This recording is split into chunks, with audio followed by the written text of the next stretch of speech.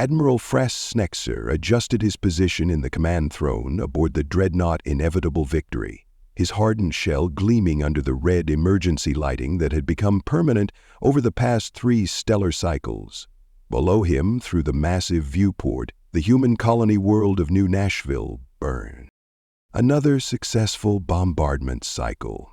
The orbital defense platforms the humans had so painstakingly constructed were now debris fields, and the cities below glowed with the fires of fresh plasma warheads. 30 million human civilians had already perished under the relentless bombardment, their cities reduced to irradiated wastelands. It was, in Snexer's estimation, exactly as it should be. "Admiral," chirped his tactical officer Korvac, "the latest bombardment wave has eliminated approximately 8% of the remaining civilian infrastructure. The death toll now exceeds 32 million. At this rate, the colony will be uninhabitable within 1 cycle." Snexer's outer shell rippled with satisfaction. The siege of New Nashville had been a masterpiece of military doctrine. For 3 years, his fleet of 12,000 capital ships had maintained perfect orbital supremacy, methodically grinding down any human attempt to break through their blockade. The sheer scale of the operation required to blockade an entire planet had stretched fresh resources to their limits, but the results spoke for themselves. 7 separate human relief fleets, each numbering in the thousands, had been annihilated against the might of fresh defensive formations.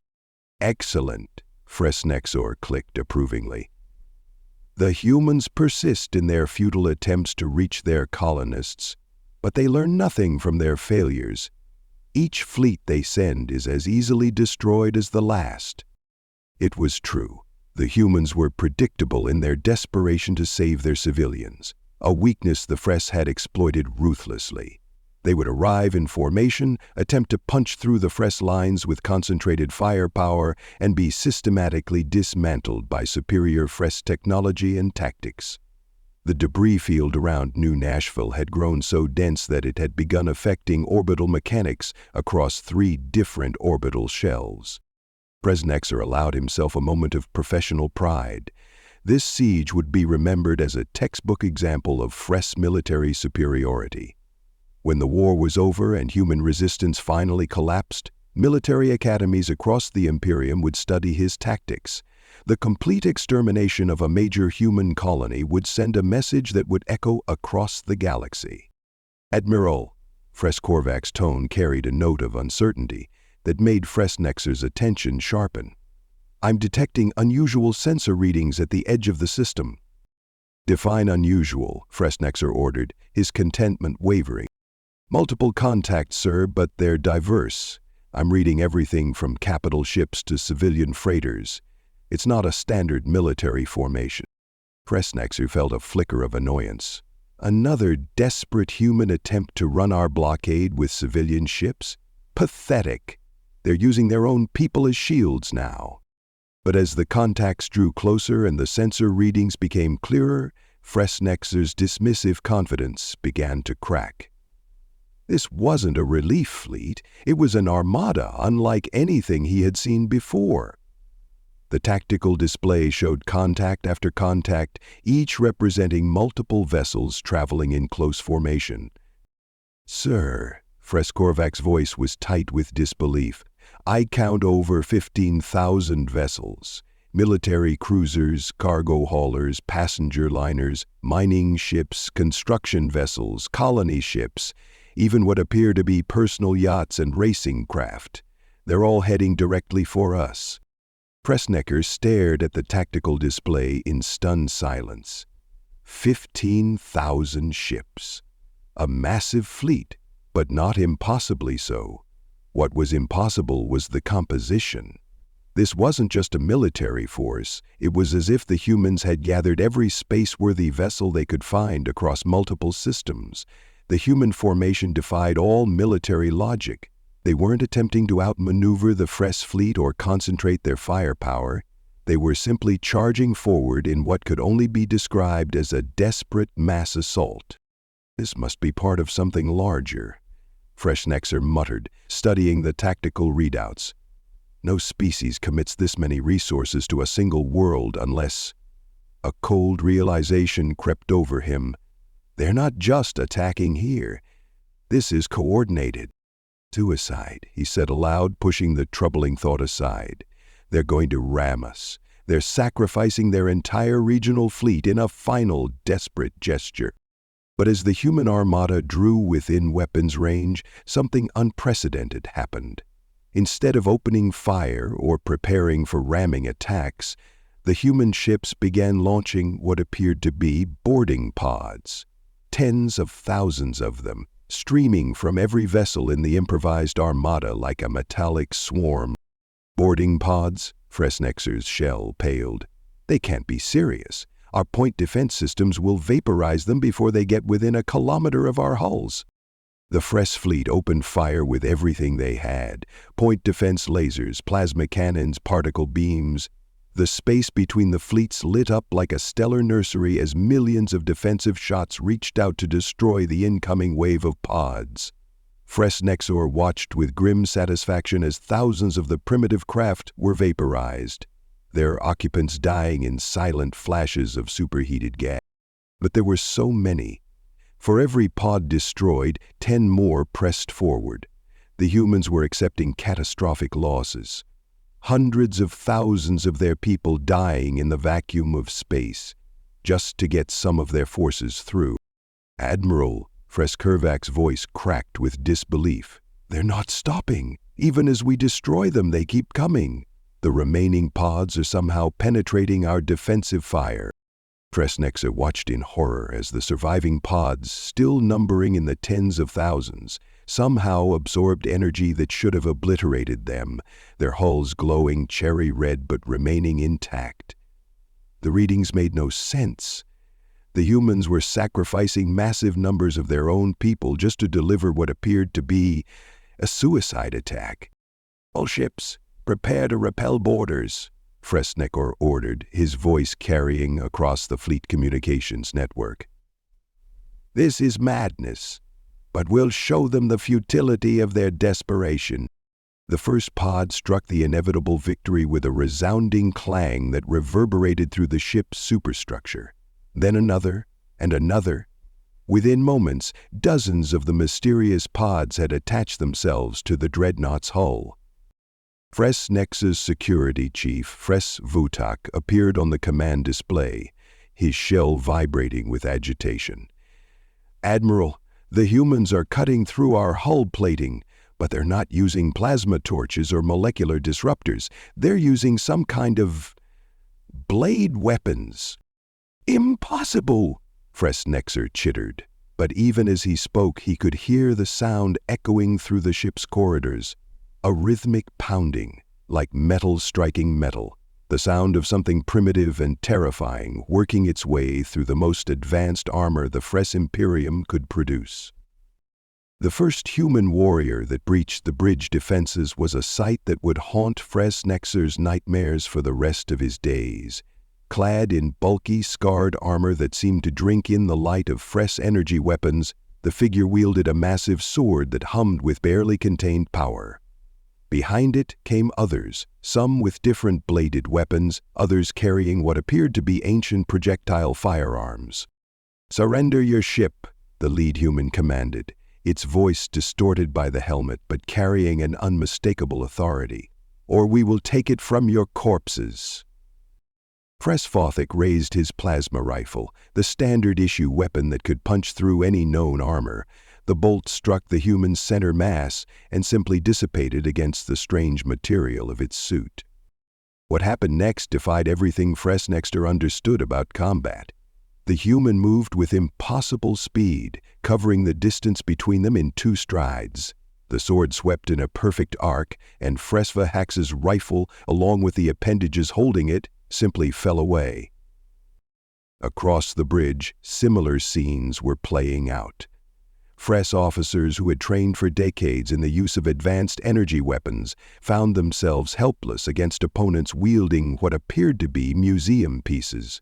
But these weren't primitive weapons. They were something far more terrifying. ancient techniques enhanced with technology that could neutralize everything the Fress threw at them. "How?" Fressnexer gasped as another human warrior approached him, this one wielding a weapon that looked like an elongated club studded with metal spikes. "How are you doing this?" The human's helmet retracted, revealing a scarred face marked by years of desperate warfare. When it spoke, Fressnexer could hear the barely contained fury beneath the professional calm. "We learned something, Acorn," the human said, using what must be some kind of derogatory term. "All your fancy energy shields and armor plating, they're designed to stop energy weapons. But a good old-fashioned mace?" The spiked weapon twitched meaningfully. "That'll crack your shell just fine." As reports flooded in from across the fleet, Fressnexer realized the full scope of the disaster. Ship after ship was falling to human boarding parties, not through superior firepower or advanced technology, but through the application of melee weapons against opponents who had never trained to fight such threats. "Sir!" Fresskorvak's panicked transmission crackled through the communications system. "The Eternal Dominance has been taken. The humans are using their projectile weapons too. The bullets are traveling just slow enough to penetrate our personal shields. And Admiral, they are willing to die for this. They lost over 100,000 people just getting to our ships, and they're still fighting." Fressnexer felt his world spinning. The reports from across the fleet painted a picture of humans fighting with a ferocity that bordered on madness. They were taking massive casualties, perhaps millions dead already, but they weren't retreating. They weren't even hesitating. For every human that fell, 2 more seemed to take their place. "Admiral," another transmission came through, this one from the heavy cruiser Fress Supremacy. "We're being overrun. They're not trying to destroy our ships, they're capturing them. And sir, they want us alive. They're taking prisoners." As the bridge around him descended into chaos, with human warriors systematically disarming and subduing his officers, Fressnexer found himself face to face with the lead human. Up close, he could see the modifications to the ancient armor design, energy distributors that channeled incoming fire harmlessly away, enhanced servos that multiplied the wearer's strength, targeting systems that turned primitive weapons into precision instruments of war. "You want to know the secret?" the human asked conversationally, as it bound Fressnexer's appendages with some kind of restraining device. "We got tired of playing by your rules. You designed all your defenses around energy weapons and high-tech solutions. So we went low-tech, really low-tech." Through the viewport, Fressnexer could see the impossible sight of his once mighty fleet being systematically captured. Ships that had held orbital dominance for 3 years were being taken by boarding parties wielding swords and clubs like ancient barbarians. The most advanced fleet in this sector, reduced to helplessness by weapons their ancestors might have recognized. "But why?" Fressnexer asked, his voice barely a whisper. "Why sacrifice so many of your own people? Why not simply destroy us?" The human's expression hardened, and Fressinger saw something in those alien eyes that chilled him to his core. Not just anger, but a cold, implacable determination that spoke of a species willing to pay any price for victory. "Because down there," it pointed toward the burning colony world, "are the survivors of 32 million people you've murdered over 3 years. Every one of them matters. Every ship we capture is one more we can use to evacuate them. And every human who died getting here knew exactly what they were dying for." The human paused, then added something that sent ice through Fressnexer's shell. "And this isn't just happening here, Acorn. Right now, fleets like this one are hitting every world you've blockaded. Every planet you're trying to starve or burn. We're not just saving New Nashville, we're saving them all." The full horror of the situation crashed over Fressnexer like a tidal wave. This wasn't an isolated, desperate gambit. It was a coordinated offensive across hundreds of systems simultaneously. The humans hadn't come to break the blockade, they had come to steal it. to turn the Fress fleet's own ships against them and use their superior numbers and cargo capacity to save the very people the Fress had been trying to exterminate, and they had been willing to sacrifice millions of their own to do it, across hundreds of worlds at once. As he was led away to whatever fate awaited captured Fress officers, Fress Nexor caught one last glimpse of the tactical display. The human armada was already beginning the complex process of transferring personnel and supplies to the captured Fress vessels. The coordination was staggering. 15,000 ships, working in perfect harmony to turn the instruments of genocide into tools of salvation. The siege of New Nashville was over, not because the humans had broken through, but because they had taken everything the Fress had brought to maintain it.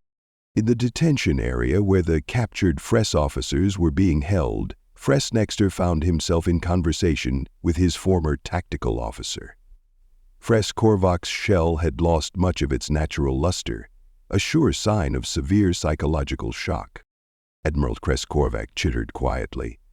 "I've been analyzing the human tactics. It's not just the primitive weapons, it's the psychological warfare. They knew we would be confused, off balance. They counted on our dismissal of inferior technology. But more than that, they were willing to die, millions of them, for people they had never met. And they did this everywhere, simultaneously." Fress Nexor nodded slowly. "They turned our own arrogance against us. We prepared for every conceivable threat except the one we considered impossible. And they showed us something we never understood, that there are things worth dying for that matter more than technological superiority. The scale of this coordination, it's unprecedented."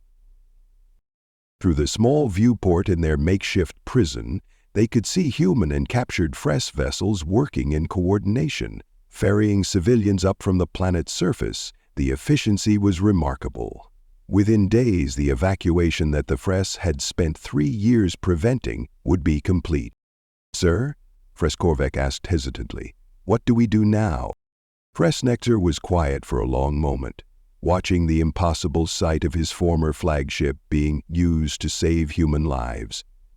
When he finally spoke, his voice carried a weight of terrible understanding. "Now, Fress Korvac, we learn. We learn that there are things more dangerous than superior technology. We learn that humans are not the species we believe them to be. They're not just intelligent, they're willing to sacrifice everything for each other. And we learn that sometimes the most devastating weapon is the one your enemy thinks is obsolete, wielded by people who refuse to abandon hope, coordinated across an entire galaxy." As reports filtered in from across Fress space telling of similar defeats wherever the mysterious Melee Marines appeared, Fress Nexor realized that everything had changed. The war that the Fress had been winning was suddenly, catastrophically lost. Not through superior human technology, but through their own fundamental misunderstanding of what warfare could be when driven by absolute commitment and coordinated on an unprecedented scale. The humans had brought swords to an energy fight. They had sacrificed millions of their own people to deliver those swords to their enemy's doorstep. They had done it simultaneously across hundreds of worlds. And somehow, impossibly, the swords had won. In the depths of space, above a world that would now live instead of die, Admiral Fress Nexor contemplated the greatest military defeat in Fress history. It had not come at the hands of a technologically superior foe or through strategic brilliance. It had come from humans with swords who were willing to die for strangers, organized into the largest coordinated offensive in galactic history. And nothing in the galaxy would ever be the same. Many thanks to my channel members and Pathfinders. You all make these videos possible. Thank you for listening to this story. I hope you enjoyed it.